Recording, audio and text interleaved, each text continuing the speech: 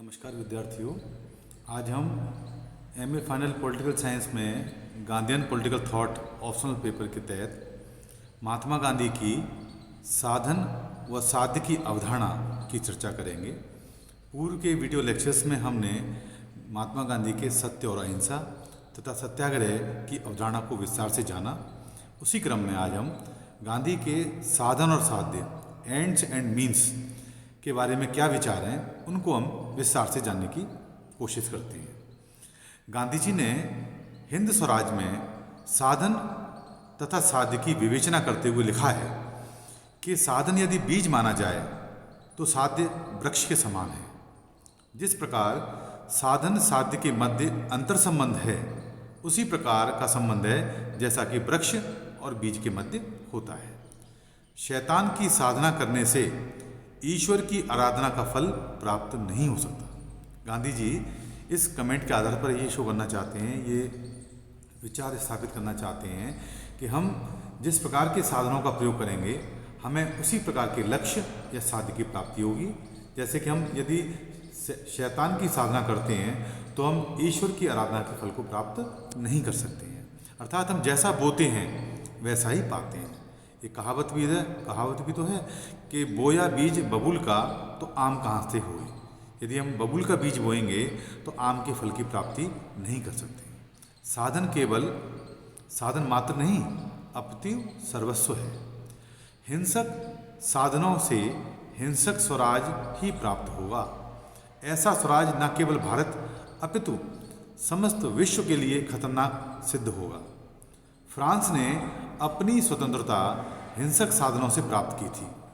वह आज भी हिंसात्मक साधनों का मूल्य चुका रहा है। साधन तथा साध्य के मध्य विभाजन की कोई दीवार नहीं है। विधाता ने हमें साधनों पर सीमित नियंत्रण प्रदान किया है, किंतु साध्य हमारे नियंत्रण से परे है। साध्य की प्राप्ति साधनों के अनुपात में ही होती है। इस प्रतिपादन का कोई अपवाद नहीं है।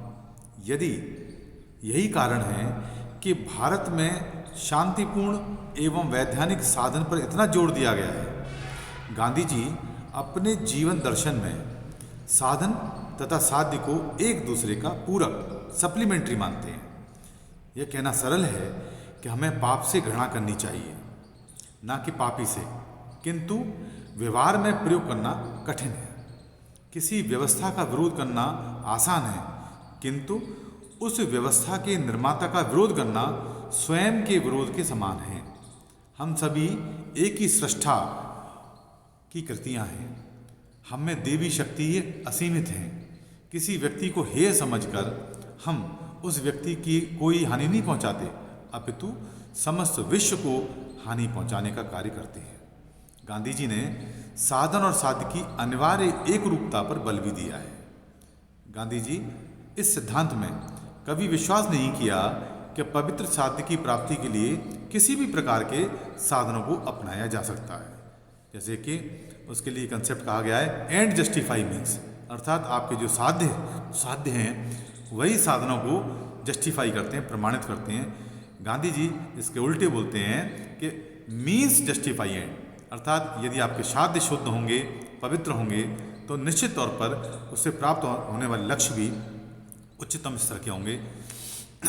इसके विपरीत उनका दृढ़ मत था कि अपवित्र और अनुचित साधनों से कभी भी पवित्र उद्देश्यों को प्राप्त नहीं किया जा सकता।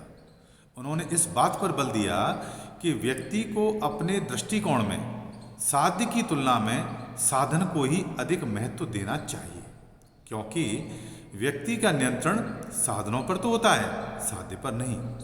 यदि व्यक्ति साधनों पर ही अपना नियंत्रण खो देगा तो साध्य की प्राप्ति की संभावना नहीं रहेगी, चाहे वो कितना ही न्यायसंगत, पवित्र और हितकर क्यों ना हो। गांधी जी मानव जीवन के नैतिक प्रयोजन में विश्वास रखते थे।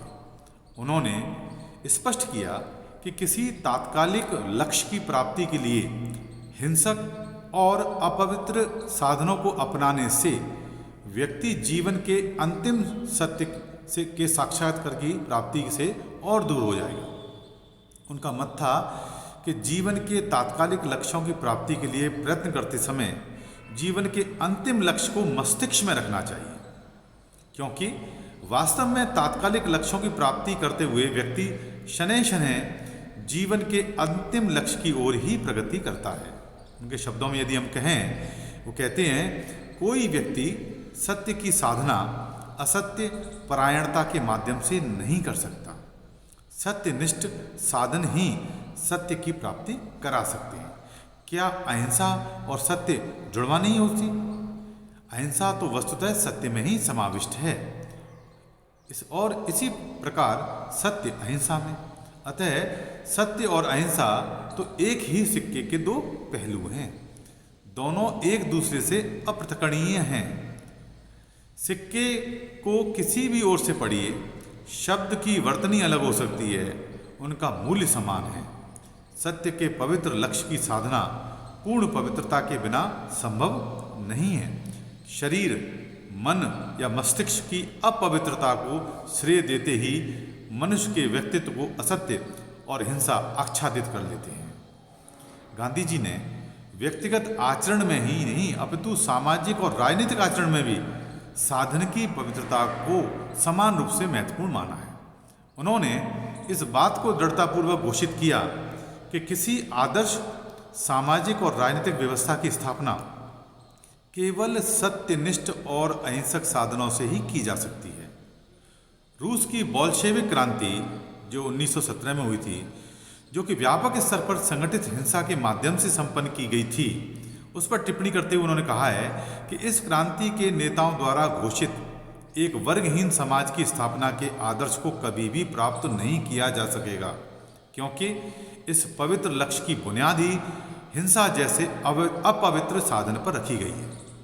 रूस में साम्यवादी क्रांति के इतने वर्षों के बाद भी सोवियत सामाजिक और आर्थिक प्रणाली के अंतर्विरोध और रूस की व्यवस्था में परिवर्तन और पुनर्निर्माण की नई प्रवृत्तियों गांधी जी की आशंका को सही प्रमाणित करती हैं।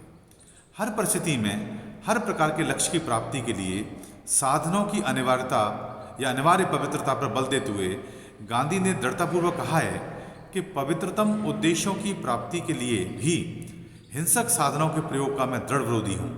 अतः मुझे हिंसक साधनों से समझौते का कोई बिंदु हो ही नहीं सकता, क्योंकि मेरा अनुभव मुझे आश्वस्त करता है कि किसी आदर्श लक्ष्य की स्थायी उपलब्धि असत्य और हिंसा का परिणाम हो ही नहीं सकते। यदि कोई मुझे बताए कि यह मेरा भ्रम है, तो मैं कहूँगा कि यह अत्यंत प्रेरणास्पद भ्रम है और मैं साधनों की पवित्रता के सिद्धांत से विचलित नहीं होऊंगा। प्रोफेसर वीपी वर्मा ने गांधी जी के साधन और साध्य संबंधी दृष्टिकोण पर टिप्पणी करते हुए लिखा है कि गौतम बुद्ध की तरह गांधी एक नैतिक परमवादी थे और ये उन सिद्धांतों के प्रति कोई समझौता स्वीकार नहीं करते थे जिन्हें वे आवश्यक और अनिवार्य रूप से नैतिक मानते थे। वे कार्य साधक व्यवहारिकता के सिद्धांत के घोर विरोधी थे।